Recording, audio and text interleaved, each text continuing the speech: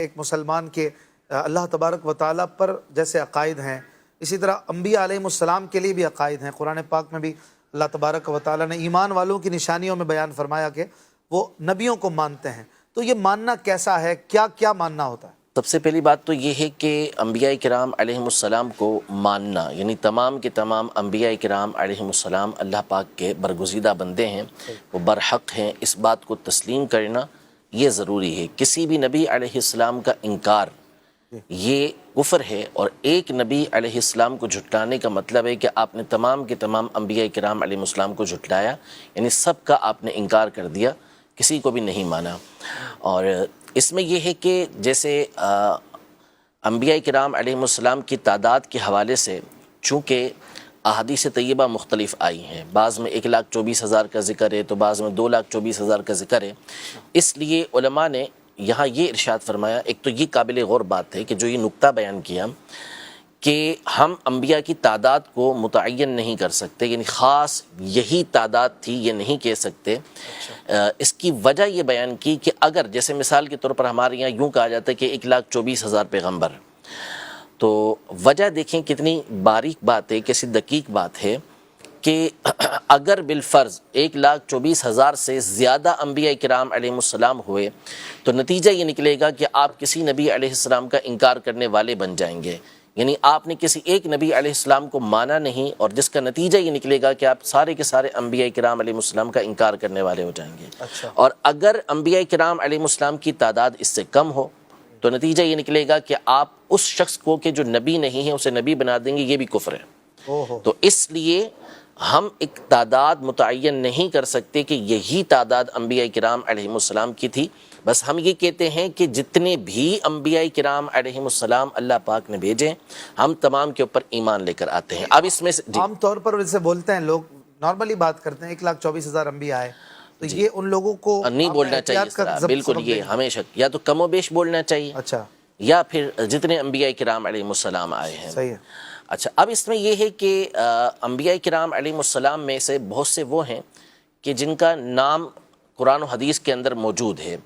کہ یہ اللہ کے نبی ہیں، جیسے حضرت آدم علیہ السلام، حضرت نوح علیہ السلام، حضرت ابراہیم علیہ السلام، حضرت اسماعیل علیہ السلام، حضرت ہود علیہ السلام، حضرت صالح علیہ السلام۔ یوں قرآن مجید فرقان حمید میں کئی انبیاء کرام علیہ السلام کے نام ہیں، اسی طرح تقریباً 26 کا نام ہے، اور اسی طرح احادیث طیبہ میں بعض انبیاء کرام علیہ السلام کے نام ہے۔ تو اب جن انبیاء کرام علیہ السلام کے نام موجود ہیں کہ یہ نبی ہیں، تو ان پر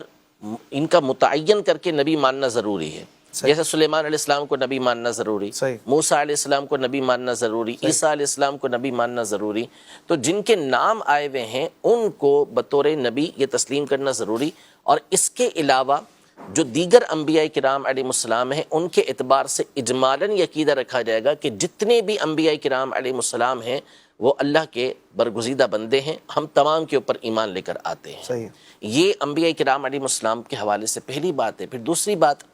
کہ انبیاء کرام علیہ السلام کے حوالے سے یہ عقیدہ رکھا جائے گا کہ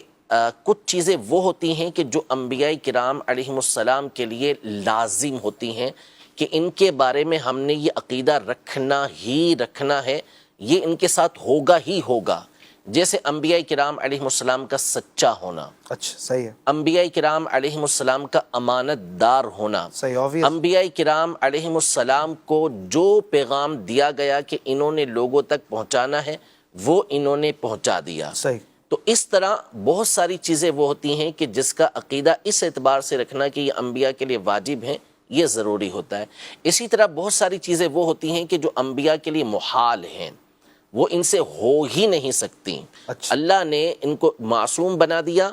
عصمت ان کے لیے رکھ دی کہ اب یہ کام ان سے ہوں گے ہی نہیں۔ جیسے مثال کے طور پر کسی نبی علیہ السلام کا نعوذ باللہ جھوٹ بولنا یہ ہو ہی نہیں سکتا،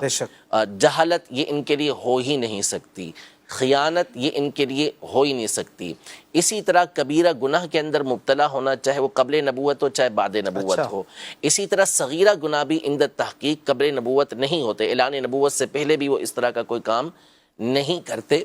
تو ایسی چیزوں کو انبیاء کرام علیہ السلام کے لیے ماننا یہ ضروری ہوتا ہے کہ یہ انبیاء کرام علیہ السلام کے لیے لازم ہے، اور یہ چیزیں محال ہیں کہ یہ ان سے ہو ہی نہیں سکتی۔ صحیح۔ بعض چیزیں وہ ہوتی ہیں کہ جو انبیاء کرام علیہ السلام کے لیے جائز ہوتی ہیں کہ یہ ان کے ساتھ ایسا ہو سکتا ہے، جیسے بخار آنا، اچھا، جو ہمارے بشری عوارض ہوتے ہیں، جی، یہ ان کے ساتھ معاملات پیش آنا، تو یہ ساری چیزیں ان کے حوالے سے اعتقاد رکھا جائے گا۔ پھر ایک اہم ترین بات انبیاء کرام علیہ السلام کے حوالے سے یہ ہے کہ ان کے بارے میں یہ عقیدہ رکھا جائے گا کہ انبیاء کرام علیہ السلام کا بھیجنا اللہ تبارک و تعالیٰ پر واجب نہیں، صحیح، ٹھیک ہے۔ ہاں، اب یہاں پہ جو ہمارا موضوع ہے بالخصوص عظمت انبیاء کے حوالے سے، اس کا ایک پہلو اسی سے سمجھ لیں کہ اللہ پاک کی جو پیغام ہے، کہ اللہ پاک کے پیغام کو ہم کیسے حاصل کریں، کہ بہت ساری چیزیں وہ ہوتی ہیں کہ جس کی رہنمائی عقل کے ذریعے نہیں ہو سکتی۔ جیسے مثال کے طور پر ہمیں اللہ پاک کی 5 وقتہ عبادت کرنی ہے، مخصوص وقت کے اندر مخصوص انداز میں ہم نے اللہ پاک کی عبادت کرنی ہے، نماز پڑھنی ہے، جی، ٹھیک ہے۔ اب نماز کا ایک طریقہ کار ہے کہ اس انداز میں ہم نے تکبیر تحریمہ کہنی ہے، اس انداز میں ہم نے رکوع کرنا ہے، اس انداز میں ہم نے سجدہ کرنا ہے، یہ ہم اپنی عقل کے ذریعے نہیں جان سکتے۔ صحیح، اب اللہ پاک کے جو احکامات ہیں ان کو ہر ایک عقل کے ذریعے جان نہیں سکتا، اور ہر ایک کے اندر یہ قوت و قدرت نہیں ہوتی کہ وہ اللہ پاک کے پیغام کو براہ راست لے سکے۔ تو اب درمیان میں اللہ پاک نے ایسی مخلوق پیدا فرمائی، ایسی عظمت والی ہستیاں پیدا فرمائی کہ جو اللہ پاک کے پیغام کو لیتی ہیں اور بندوں تک پہنچاتی ہیں۔ صحیح، تو اس کا واضح مطلب کیا ہوا کہ ان ہستیوں کا جو مقام اور مرتبہ ہے وہ دیگر لوگوں کے مقابلے میں بالا ہے، صحیح، کہ انہوں نے براہ راست اللہ پاک کے پیغامات کو لینا ہے اور مخلوق تک پہنچانا ہے۔ وہ اللہ اور بندے کے درمیان جو ہے وہ واسطہ ہیں، صحیح، ٹھیک ہے، ذریعہ ہیں، تو وہ ان سے برتر و بالا ہیں، اور ایسی ہستیوں کو انبیاء نبی علیہ السلام کہا جاتا ہے۔ تو نبی کہتے ہی اس بشر کو ہیں کہ جس پر اللہ پاک وحی نازل فرماتا ہے اور ان کو حکم ہوتا ہے کہ وہ لوگوں تک اس وحی کو پہنچائیں گے۔